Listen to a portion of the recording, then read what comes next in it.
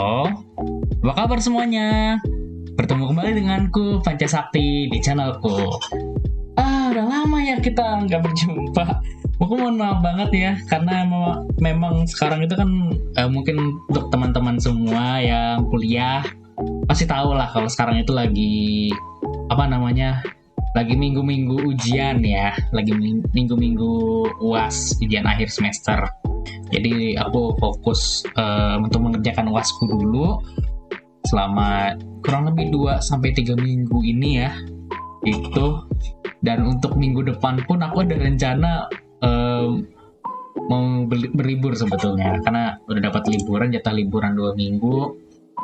Mau jalan lah gitu, agak jauh sedikit gitu sama teman-teman kan.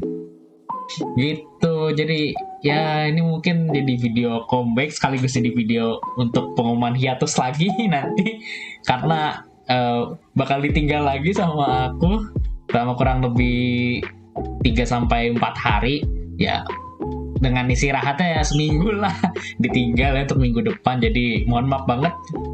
Oke, untuk sekarang kan kita udah lama ya kita nggak bikin namanya tuh study class.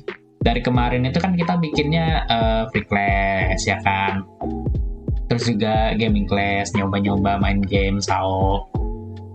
Sebetulnya aku udah punya Resident Evil 4. Bentar ya, nih kalian lihat nih di sebelah sini nih itu ada. Ini kalau kita klik ketemu ini juga udah bisa sekarang. Cuma untuk sekarang seperti yang aku bilang tadi, karena kita udah lama nggak bikin namanya itu study class, jadi sekarang kita fokus dulu ya. Kita fokus belajar dulu. Mumpung aku lagi ujian akhir semester, kan juga harus belajar ya, teman-teman. Oke. Di video terakhir itu aku pernah bilang kalau materi terakhir itu berhubungan dengan yang namanya majas kan. Kemudian aku bilang juga akan membahas tentang majas. Nah, sekarang nih aku akan memenuhi janjiku membahas tentang majas. Oke, pengenalan majas kita mulai sekarang. Nah, definisi majas. Di sini aku kasih lihat ya, itu pengertian majas atau definisi majas. Nah, di sini menurut Bapak Henry Gunter Tarigan, ya, beliau berpendapat bahwa majas adalah ciri khas yang dipakai dalam menyampaikan buah pikiran seseorang ataupun ide-idenya memakaikan sebuah kode bahasa tertentu. Apa nih kok penjelasan cuma kok rancu banget begini gitu kan ya? Kalau bahasa sekarang itu mungkin bilangnya random. Apa nih kok random banget? Ini orang ngejelasin apa enggak sih kan gitu. Mungkin kita berpikir seperti itu. Nah, jadi di sini aku juga membuat penjelasan versiku sendiri. Majas juga dapat dimaknai sebagai gaya bahasa. Gaya bahasa yang digunakan untuk menyampaikan pesan dengan cara lebih imajinatif. Maksudnya apa? Ketika menggunakan majas nih, ketika menjelaskan sesuatu dengan menggunakan majas, gaya bahasa, maka kalimat tersebut akan menjadi lebih bervariasi dan lebih hidup, akan lebih bersuasana lah gitu. Feel-nya itu akan dapat gitu. Suasana hidup itu membuat pembaca atau pendengar merasakan emosi yang diucapkan. Nah, jadi fungsi majas itu tuh dia tuh udah punya fungsinya sebetulnya, di mana fungsinya adalah misalkan untuk mempertegas kata, untuk menyindir seseorang, kemudian juga untuk mengulang suatu pernyataan gitu loh. Nah, sekarang kita akan masuk ke pembahasan lebih dalam. Majas itu ada beberapa jenis, dan aku akan membahas yang pertama, itu adalah jenis majas perbandingan. Yang pertama ada majas personifikasi. Majas personifikasi adalah majas yang memanusiakan benda mati. Ya, loh, manusiakan benda mati? Maksudnya benda mati terus dibikin hidup gitu, kayak di Beauty and the Beast gitu? Oh enggak, itu beda. Jadi memanusiakan benda mati itu maksudnya itu adalah benda mati itu seolah-olah hidup ataupun bersikap selayaknya manusia. Contohnya nih, laut yang biru seakan menatapku dalam keheningan. Laut yang biru seakan menatapku. Loh, laut? Laut mati bukan? Hidup enggak? Enggak. Udah mati iya. Oh, air doang. Tapi kok bisa menatapnya? Nah, itu sebetulnya. Terus juga, misalkan rintikan hujan bernyanyi di malam minggu. Aduh, buat yang galau-galau nih, yang malam minggu, yang jomblo-jomblo itu tuh biasa tuh saat berelasi dengan kalian ya. Rintikan hujan bernyanyi di malam minggu. Itu loh. Padahal hujan, air turun dari atas, dari awan ke tanah. Kok bisa bernyanyi? Nah, itu maksudnya apa? Itu adalah majas personifikasi. Maksudnya tuh rintikan hujannya itu tuh seakan-akan membentuk suatu nada. Atau ketika orang mendengarnya tuh senang gitu loh. Wih, senang malam minggu hujan nih. Orang-orang yang mau pacaran nggak bisa nih gitu. Senangnya kayak gitu. Terus juga selanjutnya ada majas metafora. Nah, ini metafora kemarin seperti bahas nih. Yaitu membandingkan dua objek yang berbeda namun memiliki sifat yang serupa. Gaya bahasa ini biasa dikenal sebagai analogi. Nah, analogi, mana suka ya kan? Ibaratnya, begitu. Kalau orang bilang ibaratnya, nah ini metafora seperti itu. Contohnya, sang raja siang bersinar dan membawa kehangatan. Maksudnya matahari ya, itu. Jadi seperti itu. Jadi ibaratnya matahari itu ibaratnya kan kayak raja siang bersinar dan membawa kehangatan. Walaupun sebenarnya kita tahu itu matahari ya. Misalkan juga selimut langit membendung cahaya, maksudnya awan. Selimut langit membendung cahaya, maksudnya awan tuh. Selanjutnya ada majas hiperbola. Nah, ini adalah majas yang digunakan saat membandingkan sesuatu dengan sesuatu yang lain yang masuk akal untuk disandingkan sebagai perbandingannya. Nggak apple to apple gitu kan. Simpelnya ini adalah gaya bahasa dengan maksud melebih-lebihkan atau lebay. Contoh, katanya dia berlatih bernyanyi, tapi suaranya membuat pecah gendang telinga orang-orang setiap hari. Ini maksudnya tuh suaranya kurang enak gitu loh. Jadi ada seseorang yang berlatih nyanyi gitu, suaranya nggak enak, terus ada yang bilang, dia berlatih menyanyi tapi bikin gendang telinga pecah. Walaupun sebenarnya itu nggak mungkin gitu loh. Emang nyanyinya seburuk apa ya gitu, tapi gendang telinga orang pecah gitu. Emang nyanyinya pakai ini pengeras suara, pakai megapod? Enggak kan gitu. Itu yang disebut majas hiperbola, lebay. Lanjutnya adalah majas sindiran. Yang pertama ada majas ironi. Nah, majas ironi digunakan melalui kata-kata yang bertentangan dengan fakta atau kenyataan yang ada. Sekilas ucapannya terdengar seperti pujian, tapi tunggu dulu sampai akhir kalimatnya, barulah terdengar maksud sebenarnya kalimat itu.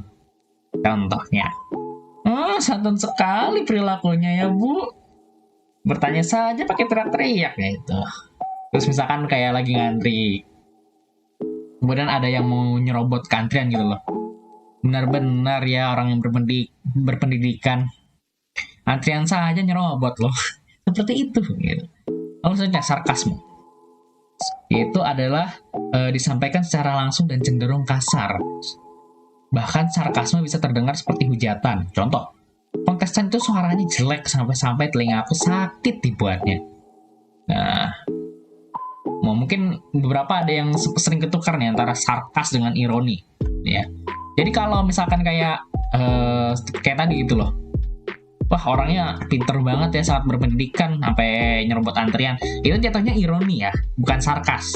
Sarkas itu betul-betul yang disampaikan secara langsung, sifatnya tuh mirip seperti hujatan ya.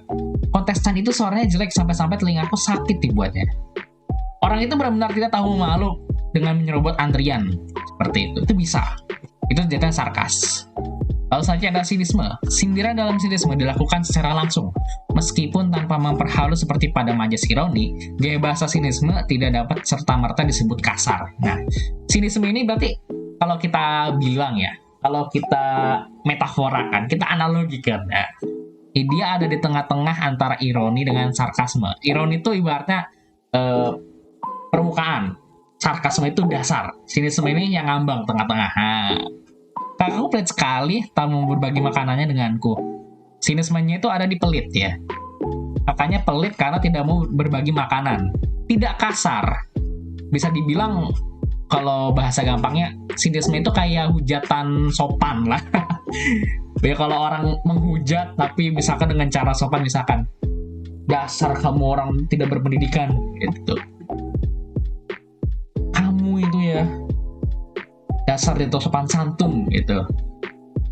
Sebetulnya itu bisa dibilang kasar, tapi karena ngomongnya sopan, karena berbicara itu sopan, seakan-akan tuh kayak, oh oke, maaf, nggak terlalu nyakitin gitu loh. Ya paham kan maksudnya kan, paham kan, ya paham lah. Oke, kita lanjut. Selanjutnya ada majas pertentangan. Yang pertama ada majas litotes. Majas litotes adalah lawan dari majas hiperbola. Majas litotes itu mengecilkan atau menyempitkan sebuah ungkapan. Biasanya, litotes digunakan untuk merendahkan diri, karena kenyataannya justru tidak seperti yang disebutkan. Contohnya, ini tanda terima kasih kami, sekadar ongkos angkot gitu. Padahal sebetulnya memang dia harus bayar sih, masa bayar angkot gitu kan. Jadi ini, padahal mungkin bayarannya tuh ya kita nggak tahu ya. Cukup besar, cuma dibilang, oh ini tolong ambil, nggak seberapa gitu. Kalau hiperbola kan bisa dibilang kayak wah, uang bayarannya banyak sekali ya. Sampai-sampai lipatannya tuh dikit gitu loh. Maksudnya tuh kan kalau uang kertas itu kan kalau bisa dilipat terus-terus kan berarti tipis uangnya. Soalnya kalau banyak kan nggak bisa dilipat gitu loh. Itu kayak hiperbola. Nah ini litotes sih gitu kan. Pokoknya kalau kayak ngasih sesuatu kayak tolong terima gitu. Oh nggak apa-apa, ini tanda terima kasih kami doang kok, murah, silahkan terima gitu. Selanjutnya ada paradoks. Paradoks itu seringkali membandingkan suatu fakta dengan suatu yang berkebalikan. Saat itulah kita menggunakan majas paradoks. Contohnya, isi kepalanya begitu bising ketika ia duduk sendiri di ruang keluarga yang begitu sepi. Nah, jadi ini ada seseorang yang mungkin sedang duduk-duduk santai, tapi dalam pemikirannya itu dia mungkin memikirkan tentang konspirasi, tentang politik, tentang apa ya, aku nggak tahu lah. Jadi kesunyian, kesepian yang ada itu seakan-akan berisik gitu loh. Orang yang ngeliatnya, orang yang melihat orang tersebut di ruang tamu tuh udah kayak, ini orang kok padahal sepi, diem gitu doang, tapi kok rasanya kayak serius banget gitu. Sering gitu, sering. Oh, namanya apa? Overthinking. Betul. Kita memang makhluk-makhluk overthinking ya. Tidak mungkin kita bukan makhluk yang overthinking. Baik, selanjutnya ada majas antitesis. Nah, ciri khas majas ini adalah pasangan kata yang maknanya bertentangan atau berlawanan. Biasanya diletakkan secara berurutan. Contoh, setiap perempuan itu cantik, tak jadi soal kurus atau gemuk. Nah, kurus atau gemuknya itu adalah antitesis. Contoh lainnya, lu jago kok bro main gamenya, walaupun lu masih baru dan gua pro, tapi kita semua setara kok, gitu. Lu masih baru, gua pro. Itu antitesis. Saling 180 derajat keterbalikan gitu loh. Beda, cuma diletakkan secara berurutan seperti itu. Selanjutnya, ini ada majas retorika. Ini adalah majas penegas ya. Majas retorika berbentuk kalimat tanya.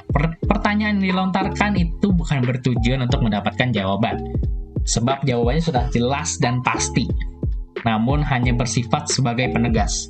Contoh, siapa yang tak ingin kuliah di kampus terbaik? Nah, semua orang pasti ingin dong, betul. Siapa yang tak ingin punya subscriber 1 juta subscribe gitu kan? Semua orang pengen, masuk aku gitu. Makanya subscribe, jangan cuma nonton doang. Subscribe, like, biar aku tuh semangat bikinnya. Ayolah, ini channel udah lumayan lama, cuma subscribernya tuh, aduh, lewat 50 juga belum ya. Udah sedih. sedih. Oke, nggak apa-apa, yang penting semangat bikin konten. Selanjutnya, repetisi. Sesuai namanya, repetisi bermakna majas yang mengulang pernyataan yang telah disampaikan untuk menegaskan maksud pernyataan tersebut. Jadi, majas repetisi digunakan dengan mengulang pernyataan yang telah disampaikan untuk mempertegas maksudnya. Contohnya, baru saja saya lakukan. Ya, kalau kalian perhatikan tadi kan waktu aku menjelaskan, aku menjelaskan kalau repetisi itu bermakna mengulang pernyataan yang tadi disampaikan untuk menegaskan maksud. Kemudian aku ulang lagi. Jadi, majas repetisi digunakan dengan mengulang pernyataan yang telah disampaikan untuk mempertegas maksud. Seperti itu. Itu adalah contoh majas repetisi ya. Selanjutnya, ada majas pleonasme. Majas pleonasme menggunakan kata-kata dengan makna yang sama, kesan yang diperoleh memang sepertinya kurang efektif, tapi memang sengaja dilakukan agar kita mendapatkan efek penegasan yang diinginkan. Contoh, berusahalah, aduh. Maaf, ya ampun, aku nih syuting ini malam udah ngantuk. Contoh, berusahalah berhenti terus mengingat sejarah masa lalu. Jadi ini adalah kata-katanya itu mungkin diberitakan tuh selalu sama gitu loh. Udah, nggak usah galau, nggak usah inget-inget masa lalu bersamanya. Masih banyak orang lain di luar sana seperti itu. Dan itu dijelaskan secara berulang-ulang oleh orang yang sama mungkin. Cuma memang yang diberitahu ini tuh orangnya tuh bandel gitu loh. Pasti aja galau. Dikasih tahu tuh nggak nurut gitu. Ya, akhirnya ya terjadilah pleonasme. Seperti itu. Bener kan? Udah kelar kan? Oke. Momen penting. Jangan langsung keluar. Jangan langsung close video ini. Jangan langsung tutup video ini. Jangan di pause. Karena aku ada pengumuman penting. Aku mau minta tolong kepada kalian untuk mengisi survei berikut ini ya. Nih, surveinya nih. Bentar. Ya, tolong isi survei berikut. Nih ya. bit.ly survei VTuber pembelajaran. Aku perlu kalian untuk mengisi survei ini untuk mengerjakan tugas UASku. Ya. Ini bisa dilihat ya nih. Ini bisa langsung kalian ketik aja di kolom Pranala yang ada di web browser kalian. Mau kalian menggunakan Google Chrome, Mozilla Firefox, Opera, ataupun Microsoft Edge, bisa kalian langsung masukkan saja ke kolom Pranala yang ada di web browser kalian masing-masing ya. Ini nih, bit.ly survei VTuber pembelajaran. Atau mungkin kalau kalian mau aksesnya lebih gampang, kalian bisa lihat saja Instagramku atau Twitterku. Nah, di situ nanti aku sudah pernah upload link itu, Pranala ini, baik di Twitter ataupun di Instagram. Kalian bisa langsung klik aja kalau kalian mau tulis di kolom Pranala yang ada di web browser ya. Baik, itu aja sepertinya. Ya betul. Baik, sepertinya itu aja ya untuk pertemuan kita kali ini. Terima kasih sekali kepada teman-teman semua yang sudah hadir, yang sudah menyimak dengan baik. Aku sangat bangga dengan kalian luar biasa sekali. Sesuai yang tadi aku sudah katakan, kalau mungkin setelah ini aku akan kembali hiatus ya selama seminggu karena aku mau pergi berlibur dulu keluar kota. Maka sebagai gantinya pun mungkin aku akan mengupload beberapa foto perjalanan liburanku ya, biar nanti tidak kosong-kosong banget gitu loh medsosku, Instagram dan Twitter ya. Ya pokoknya tunggu saja, nanti aku akan upload video lagi secepatnya. Sebagai penutup, aku akan mengatakan kalimat ikonik. Terima kasih yang telah hadir ya. Kurang lebihnya mohon maaf. Sampai jumpa lagi. Dadah.